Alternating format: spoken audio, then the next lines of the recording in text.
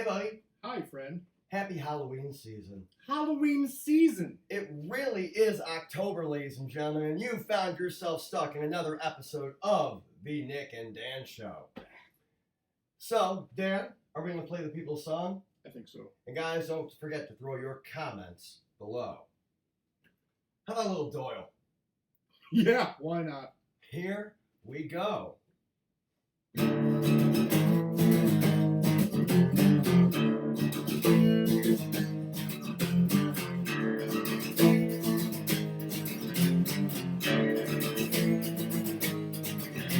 What turns me on the most is a girl without a pulse. I don't need no heartbeat beside him. It's just enough. I need to know what do the dead dream after they die. I dream of dead girls every night.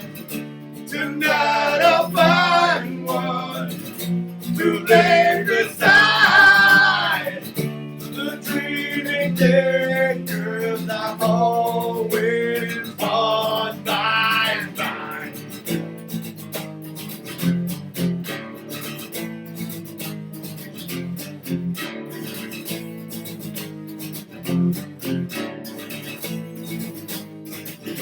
What goes on in her mind will fly and ride away. I need no one to tell me it's love when the flesh begins to decay. I need to know what do the dead dream after they die. I dream of dead girls every night. Tonight I'll find one to lay beside the dreaming dead girls I'm always on my mind. I need to know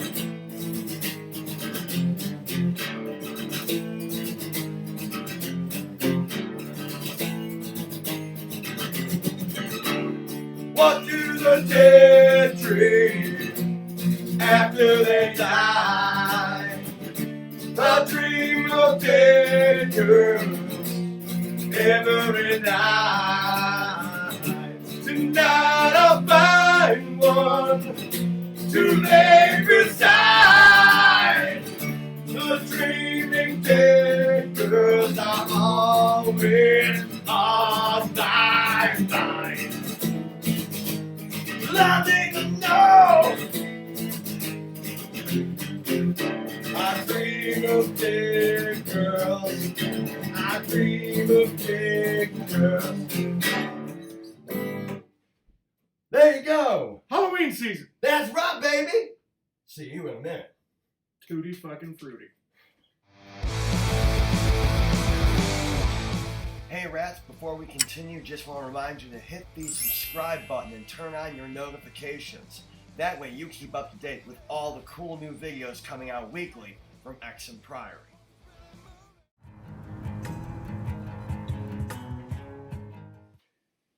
And we're back. Welcome to another week of the Nick and Dan Show in the Halloween season. Halloween season. Because it's a season, it's not just one day, and it's a way of life. That's right. It is. Now, Dan, I feel like for the Halloween season, we should talk about scary movies. We're going to need a bigger boat. We're definitely going to need a bigger boat. So, guys, all this month, we're going to talk about scary movies, horror, many genres, whether it be with comic relief, slasher, classic, or whatever. Tonight, let's talk about our favorite horror movies. Never mind. Is it this show? Is this show your favorite horror movie, Dan? Yeah, I think so. There we go. So that's Dan's vote. That's actually just my life in general, but it's all good. Now, would that qualify as reality horror or It's I'm gonna we're gonna classify that as just a clusterfuck horror. All right. So Well, I'll start this one off. go ahead. One of my favorite horror movies is Jaws. Now, Well, Jaws is a classic. it is. This is one that so many people have seen. We think about the impact of that movie. Generations of people are terrified to go in the ocean and are Still. and they're afraid of sharks in general. Realistically, you got a better chance of being hit by a vehicle than you do, getting bitten by a shark. But there's that chance. There is that chance. There really is that chance that you could get eaten by a shark. Mm-hmm. But, so Jaws. Terrific movie. Do you have any particular thoughts on this one? Not, I'd say, particular thoughts. I mean, like you said, generations of people are still scared to get in the water. I mean, it's your classic horror film where you really don't see the monster till the end, till it's too late. It's a lot of suspense, and a lot of people nowadays don't like watching movies like that because it kind of drags and it builds. Right. But that's kind of the fun about your classic horror films. And I feel like that's what made it so scary. Oh, hell yeah. In fact, I was talking to somebody recently, the original cut of that movie, Spielberg wanted to show the shark way, way earlier in the film and much more. I feel like it would have ruined it. Right, the editor is what saved that flick with that. He's like, no, and a lot of that hit the the floor of the chopping room. And I think that's what really made it that slow build. The music, Oh, yeah. Everything. Like, you hear that in those first two bars, and Absolutely. it's the Jaws theme. So I feel like just the cultural impact and the way they built it up Oh, hell yeah. is what really made that movie truly terrifying, that just sticks in my head personally. We're not going to acknowledge the later ones like Jaws 3D, Jaws goes to SeaWorld, or, What? yeah, Jaws went to SeaWorld. Jaws went to SeaWorld. Yep, that's exactly what happened in Jaws 3. And then there was Jaws 4, Jaws the Revenge, where only one person died in the first 5 minutes. That's bullshit. All right. Absolutely bullshit. And you know what, since we're talking about horror movies, horror movie tropes, obviously, horror movies have a thing against minorities. Yes. The black guy makes it to the end in Jaws the Revenge. No shit. It's true. So, if anything, maybe Jaws the Revenge was the true era of equality in horror movies. All right, then. I don't think most other movies have held to that, but you know what? Fuck those movies. I didn't even know that was a thing. It really is a thing. Well, I mean, Jaws 3 and 4. Yeah, they were bad. Don't bother. All right, then. So, Dan, are there any horror movies that stick out in your head that have just scarred you for life that you really love? I wouldn't necessarily say scar. I mean, it was the thing for years where the Saw Enterprise came out with a new movie every Halloween. Okay, so more of the gore-core. All right. Yeah, and I don't know. Like, I liked it. There's way too many of them now. They're like Land Before Time movies. So many. Yeah. I mean, I think up to like 5. Mhm. I kind of know what's going on.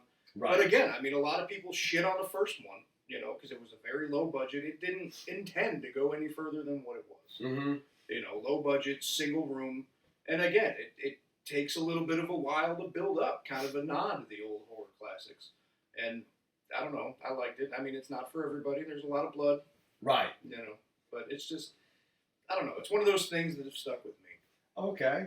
And yeah, I mean, obviously did really reinvent the gory aspect of horror and brought us more into almost like that, torture porn aspect. Not as extreme in the early one, but it still had those features to it. And then I feel like the genre has just gone way too far with it. It has. I mean, I'm not going to lie. The main reason why I liked those movies was just to see the mechanical aspect of what the hell was going to happen. Understood. Yeah.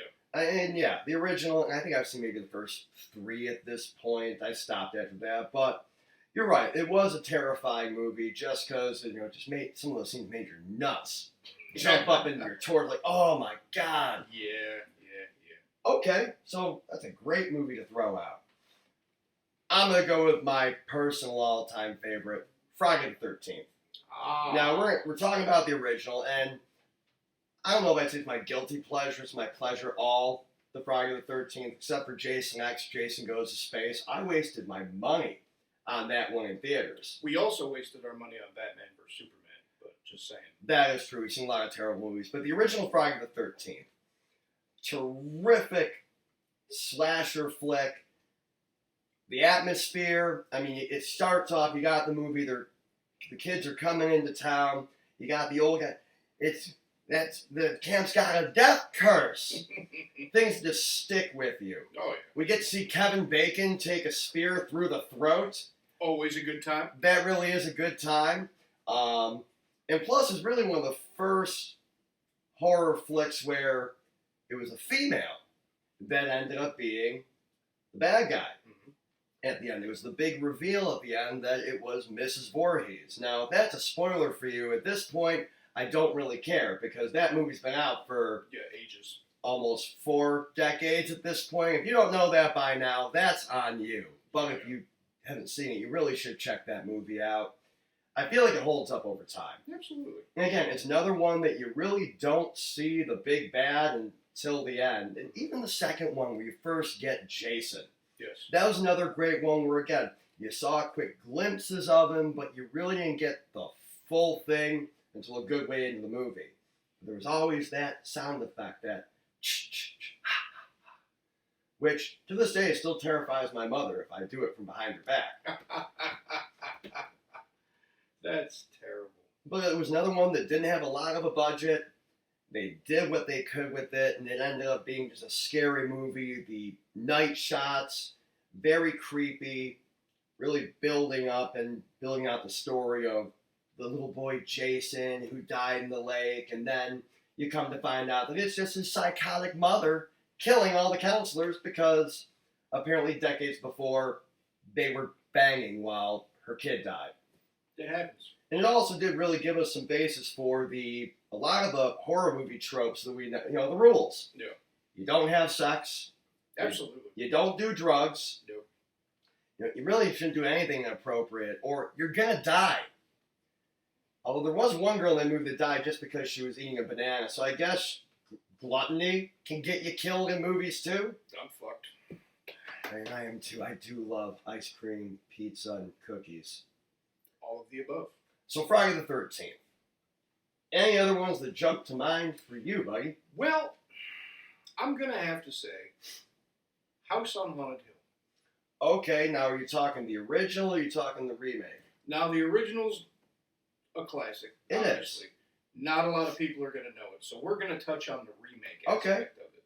And the reason why it sticks with me, because the Vincent Price character, You can't go wrong with the Vincent voice, Price. it's kind of your classic Right. horror. But on top of that, they do touch on a little bit of the old medical history of the building in which all these people are trapped in. Okay. And I feel like a lot of that is kind of like an untouched field with horror. Okay. Only because medical industry back in the day was a terrifying place to be in. It really we were was. experimenting on the human body because we didn't really know what the hell was going on with it. And there was all sorts of atrocities that happened. But to go back in the 40s and the 30s with that creepy sort of medical aspect and just watching ghosts and things walk down the hall, it really sends a chill up your spine. That's a great point. That's why I laugh. People are like, I wish I was back in the olden days. Do you really? No, No, No, absolutely not. Things were terrifying back then. you died because you had the shits. Right. You died because you got a splinter. Yeah, that too. You died because you had an infection and they had to bleed the demons out. Yeah, and a lot of people died in surgery because the doctors were smoking in the surgery room while performing surgery. Just terrifying times. Yeah. So, okay. Yeah, that's a great one. Both the original and, yeah, I didn't mind the remake either. I didn't mind it. I'm hit or miss with remakes, but that one I really did enjoy. Plus, Joaquin Jensen is always a top notch. There you go. Yeah. All right. The last one I'm going to talk about, Alien. Ah. The original Alien, which was a sci-fi horror flick. Now, at this point in the 80s, or actually I think that was 79 that it came out, sci-fi horror really was not a genre. And this movie, again, very much like Jaws, there was such a huge build. You didn't see the xenomorph, the alien, until well into the movie. Oh, yeah. I mean, the first, I'd say, third of the movie is the facehugger, which is terrifying in and of itself. Absolutely. The chestburster, Yes. a classic that's been parodied and redone so many times. And then, just the atmosphere. Sigourney Weaver did a great job as Ripley, and Again, now we have a female lead in a horror flick. There you go. And it was a great movie. It still holds up to this day. All the actual effects they had going on. It really was some dude in a suit. Plus a mouth inside of a mouth. Always terrifying. But guys, I think we're just about out of time. So, there we go. Ah, shit. Next week, we're going to talk about more horror movies. Woo! Stay tuned, and we'll see you then.